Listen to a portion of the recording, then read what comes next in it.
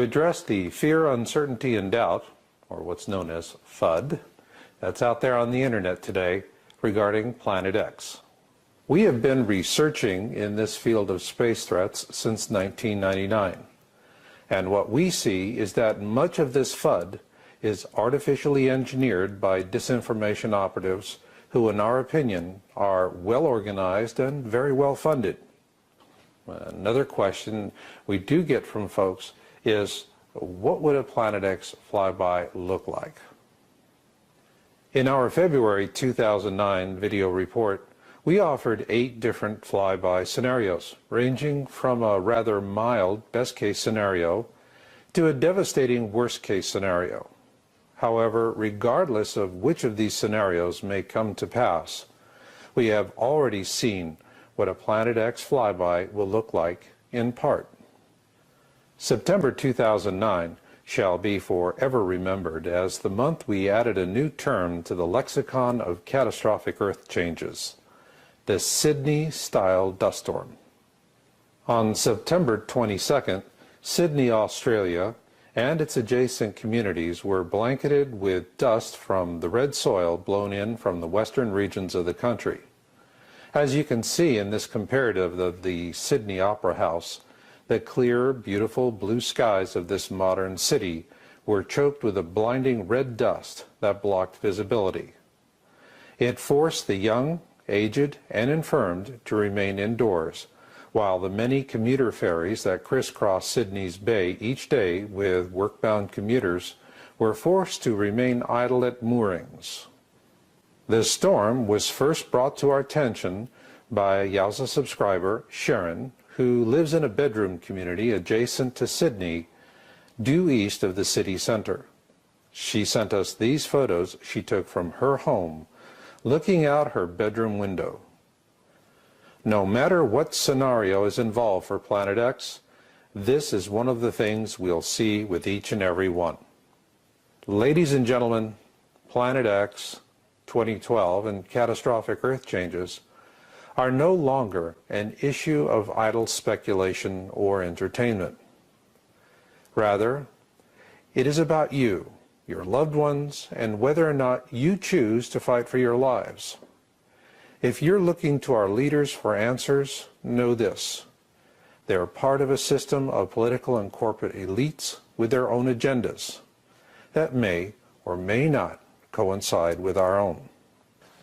Nonetheless, these very different agendas provided us with valuable new information in 2008 and 2009 that corroborates our original Planet X orbital forecast. We saw the onset of a massive disinformation campaign, and the goal of this campaign was to lead people down unproductive rabbit holes so that they would become discouraged and leave the topic. Well, it's not working for them. And in fact, what we did find was rather valuable information. To understand that, we need to start with their principal attack method, what we call the ecliptic false positives. The best way to visualize the ecliptic is to start at a point in the center of the sun and then go out in a flat plane from there through the known planets and moons of our solar system, and finally on out to the 12 constellations of the zodiac. This is what we call the ecliptic, the plane of our solar system. Above the ecliptic are the northern skies. Below the ecliptic are the southern skies. For the purpose of this program, we need to replace the designations of east and west, so to speak, with towards the center of our solar system and out to the edge of the solar system. The ecliptic is an important concept for understanding where Planet X is presently in relationship to our sun and to using these ecliptic false positives. The first ecliptic false positive surfaced in early 2008 with the missing Orion star panels, as reported by YouTuber No Star Panel on our site. Powerful disinformation groups had managed to corrupt the celestial databases of 3 major sky viewing websites. The purpose was to mislead the public by falsely drawing their attention with planted information along the ecliptic and out beyond the edge of our solar system. Towards late 2008, this scam sputtered out, and disinformation wolf packs began pushing people in the opposite direction, towards the center of our solar system, with a new scam.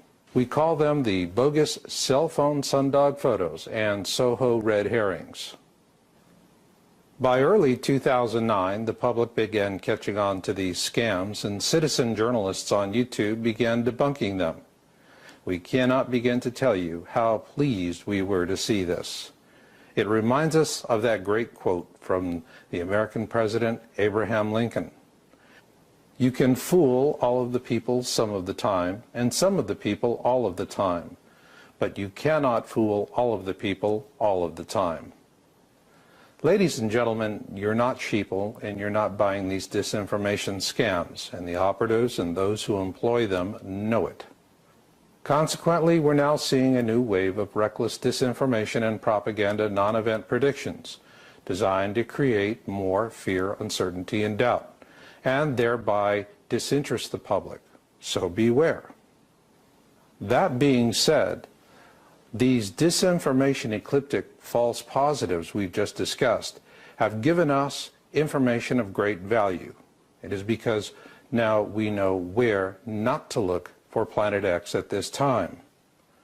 Rather, we need to keep looking where we have always looked, towards the southern skies. Not just because this is the very part of the sky disinformation wolf packs want to turn us away from, but also this is because where the available science we're reporting on our site continues to point. So with all this in mind, let's see if we can cut through this malevolent fog and take a look at where we believe Planet X could have been in September 2009.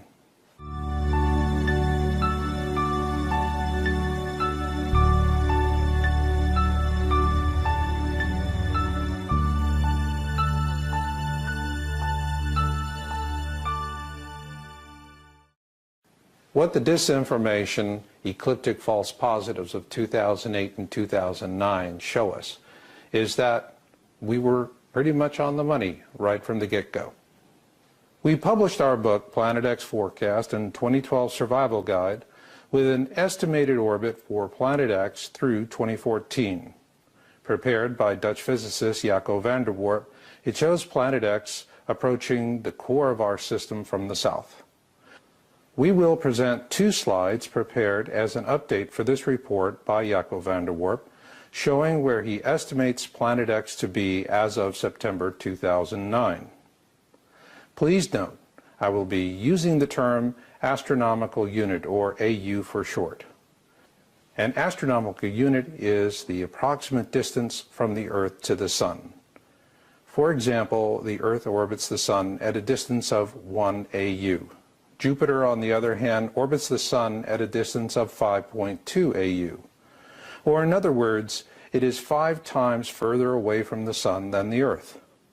Now let's take a look at our first slide. In this slide you can see the orbital path of Planet X, which is steeply inclined to the ecliptic.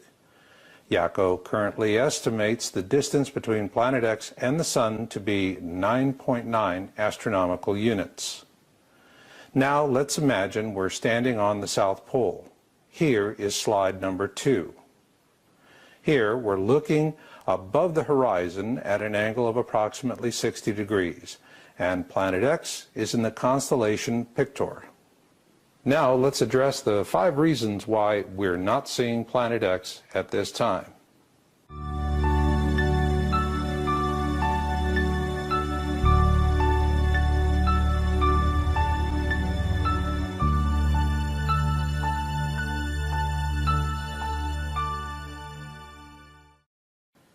We know Planet X has been here before, and we have the ancient accounts of the Sumerians, Egyptians, Celts, and many more.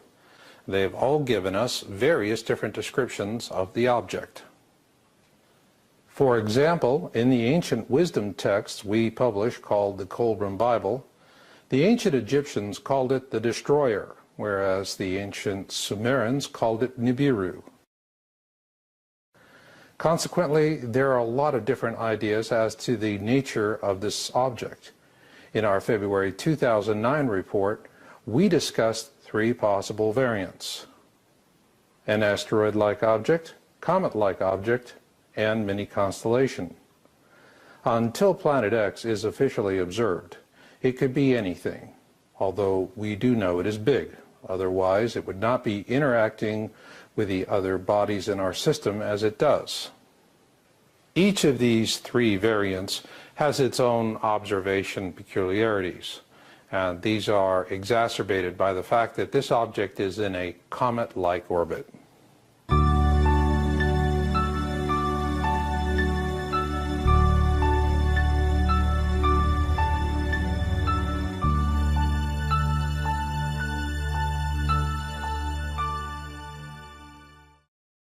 Regardless of what type of object Planet X turns out to be, one thing we do know is that it is in a comet-like orbit, and that makes it very unpredictable.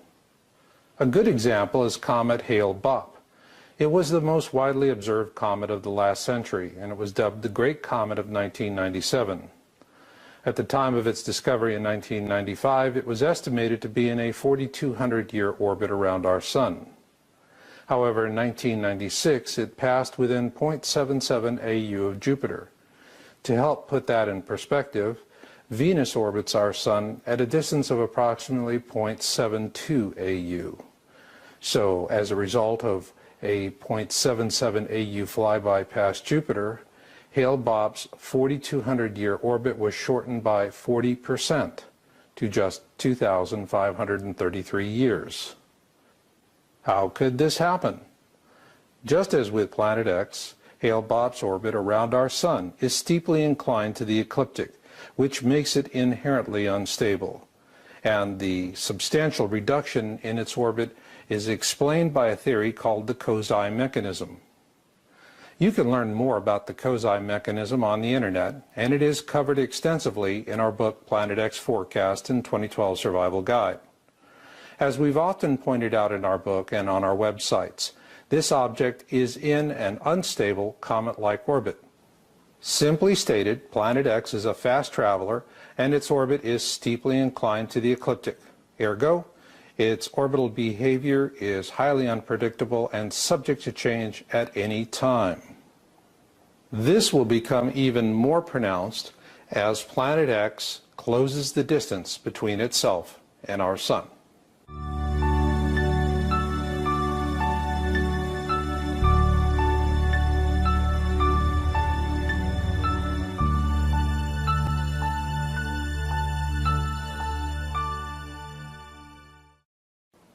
The closing distance between Planet X and the Sun is very important for us to consider. Now let's take another look at that first slide prepared by Jaco van der Warp. He currently estimates the distance between Planet X and the Sun to be 9.9 astronomical units. That is nearly twice the distance between Jupiter and the Sun. This is an important fact because comets are not typically observed until they're inside the orbit of Jupiter. They must come this close to the Sun before they develop a coma and tail.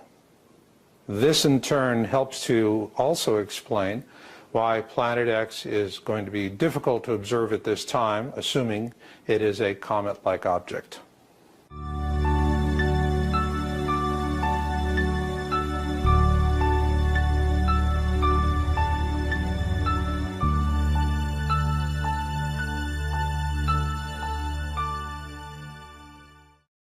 To help give us a perspective on the Planet X transit through the southern skies, let's return to Jaco van der Warp's second slide. When we presented the second slide, the one where we are looking from the South Pole out into space, we're doing so at an angle of approximately 60 degrees up from the horizon. When we do so, our estimate places Planet X in the constellation of Pictor. The arcing line of the orbit suggests that Planet X will follow a steady, plodding course as it moves from left to right towards the constellation Vela. However, this is not the case because of two reasons. First, the manner in which the Earth rotates on its poles as it relates to our view of the night sky. And secondly, because Planet X is in a comet-like orbit that is steeply inclined to the ecliptic. We therefore estimate that by August 2010, Planet X will enter the constellation of Carina, where it will begin to speed up a bit, as is the case with comet-like orbits. During this time, the distance between Planet X and the Sun will be decreasing, while at the same time the angle of its orbit will be increasing. This decreasing distance and increasing angle will continue and even speed up as Planet X approaches the ecliptic. Assuming Planet X continues following this orbital path, regardless of what type of object it may be, the fact is it's going to be heading towards the Milky Way, and that creates a whole new kind of viewing problem.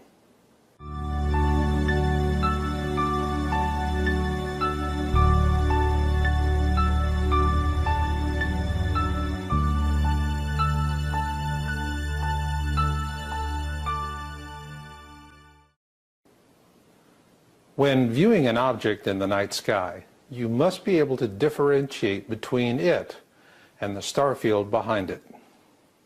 To illustrate the complexity of this, let's assume that you are going to a candlelight vigil to meet a friend.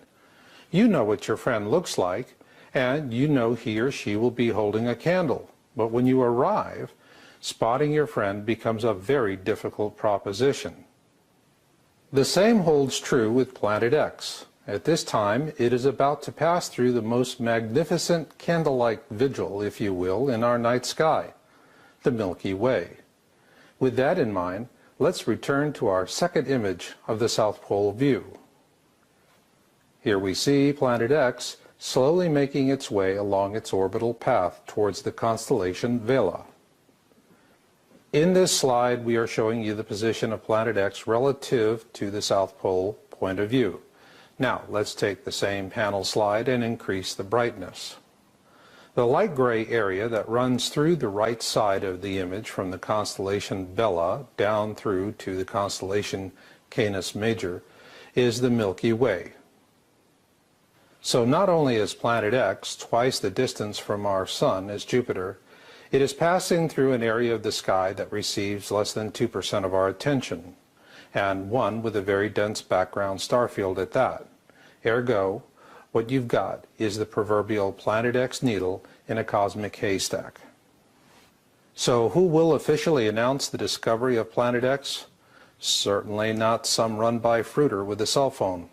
Rather, we believe that honor will most likely go to Project Wormwood, a planetary defense group at the Learmonth Solar Observatory, located on the northwest cape of Western Australia. Now let's move on to the most likely worst-case Planet X flyby scenario.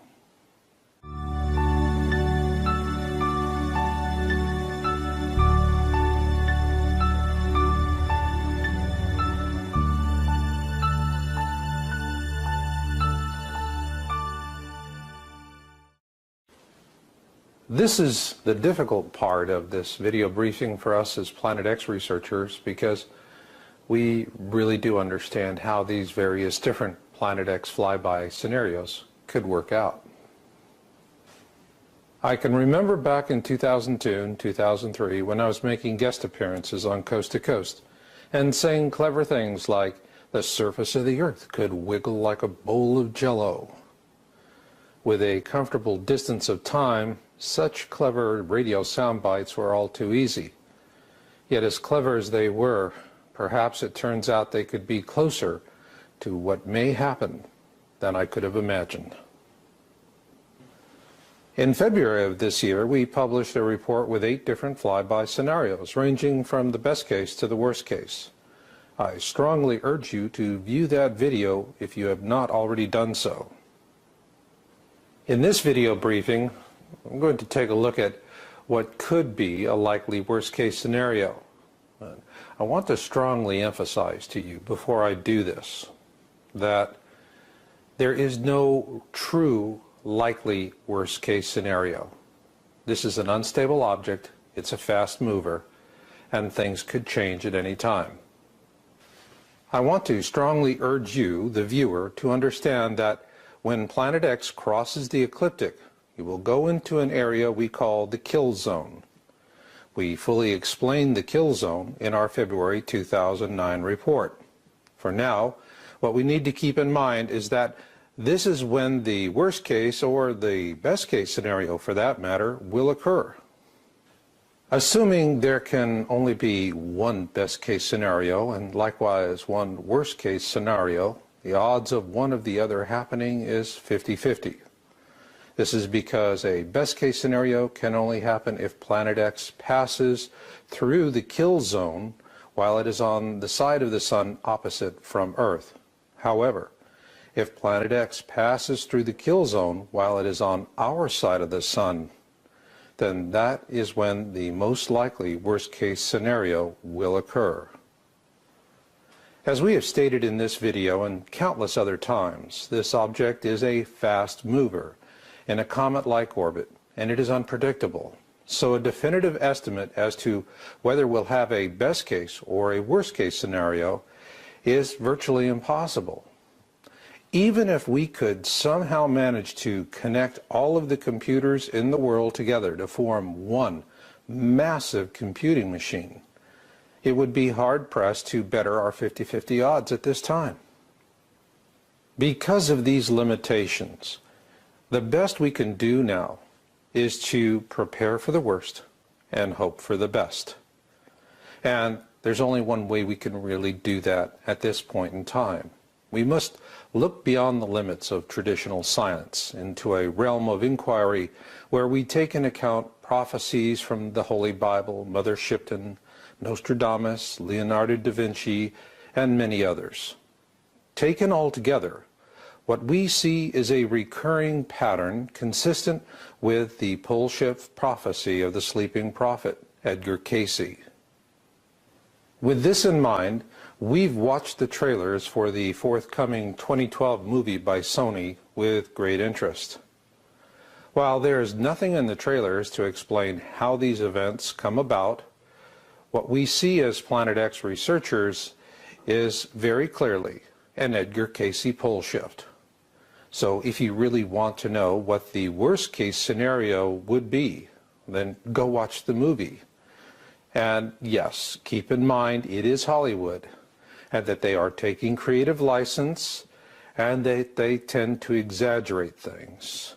However, when we look at it, at least from what we see from the trailers, it's a spot-on Edgar Cayce pole shift, complete with mega tsunamis, superquakes, and supervolcano eruptions. One thing we've noticed with Sony's 2012 movie trailers is that they open with this really ominous 2012 Mayan prediction. Well, the Maya were telling us something much more than that. Yes, it's the end of an era, but it's also the beginning of a new era. And let's keep that in mind as we look at what could be a possible worst-case scenario for 2012 and beyond.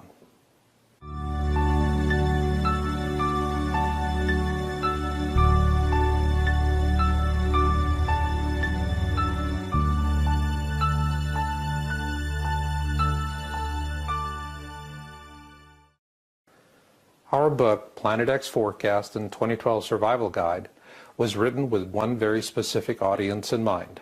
Not dabblers, not those who are curious, but rather we wrote it for people who get it and want to get through it. And for that reason, we've listed out the various catastrophic threats. Well, topping that list is solar violence.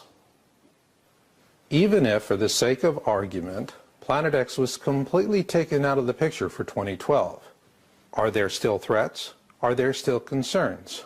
Well, yes, there are. And you should be very concerned, because our current solar cycle will reach its maximum in 2012. And if what the scientists are telling us holds true, that's when all hell breaks loose. So what will all hell breaking loose look like in 2012? Well, we have a historical model for that. It's called the Great Storm of 1859. In an article published in October 2003 on Space.com, science writer Robert Roy Britt takes us back in time to 1859. Simply put, This solar storm remains the most violent ever recorded in American history, and it was 3 times more powerful than anything we've ever seen since the end of World War II. However, in 1859, the state of technology was primitive. It was mostly telegraph lines running through both America and Europe. These telegraph lines shorted out during the storm of 1859 and consequently ignited numerous widespread fires on both continents. Not only that, in Hawaii, they reported seeing the aurora borealis. Of course, this begs the question, if a solar storm such as the one that struck the Earth in 1859 were to strike today, what would that mean for us? Once again, we turn to the author, Robert Roy Britt.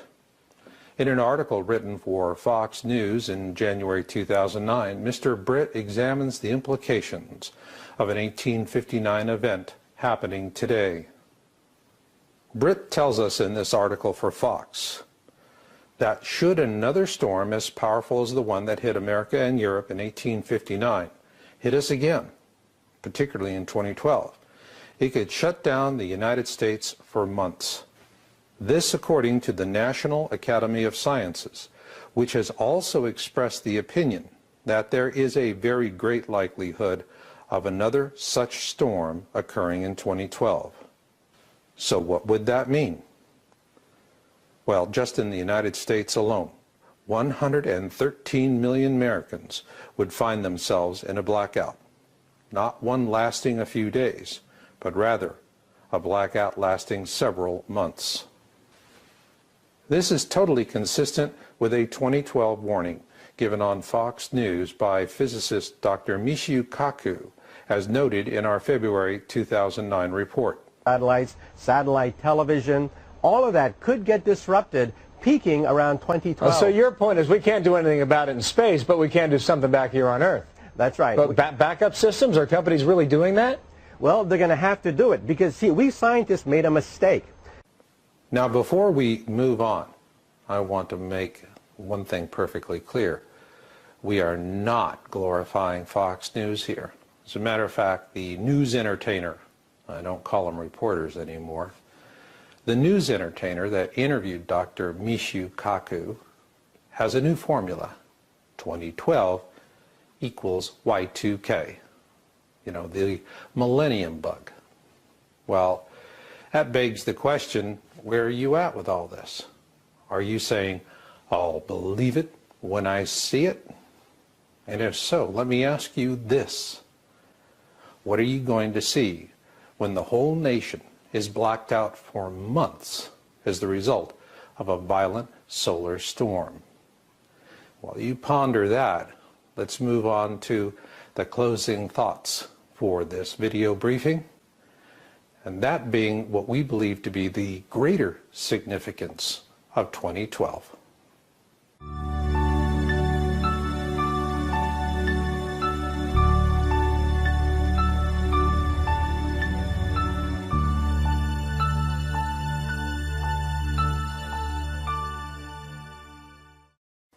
When we first began researching Earth changes, space threats back in 1999, and then later moving into Planet X research in 2001, we really didn't see 2012. It simply was not on the radar scope. However, as the years passed and the data came in, we began witnessing this incredible convergence upon this 2012 date. A breathtaking convergence, one comprised of science, history, prophecy, and human evolution. And at the point of it all was the Mayan calendar. The essential message of the Mayan calendar, the one that is accepted by all those who debate it from one side or the other, is that the prophecy represents the end of one era and the beginning of another. Therefore, looking at December 21, 2012 is not about assuming that a cosmic intelligence or deity or whatever you happen to believe is going to throw a big switch on that day, and then something humongous is going to happen. As Planet X researchers, it is just a waypoint for us. That's all. But I would hasten to add that it is a significant waypoint. It is significant because it will be a defining moment in time, like December 7th, 1941, or 9/11. We believe that 2012 will be remembered as a year of redemption, a time when humanity is forced to examine its foibles and to realize that we have not been good guardians of this world. And at that point, we are going to face a destiny decision, and one that is best described for us by the Hopi Prophecy Rock. The Hopi Prophecy Rock is centuries old, and it tells us that if we continue along on our present path of service to self, based on greed, fear, and exploitation, then we will become a slave species for countless generations to come.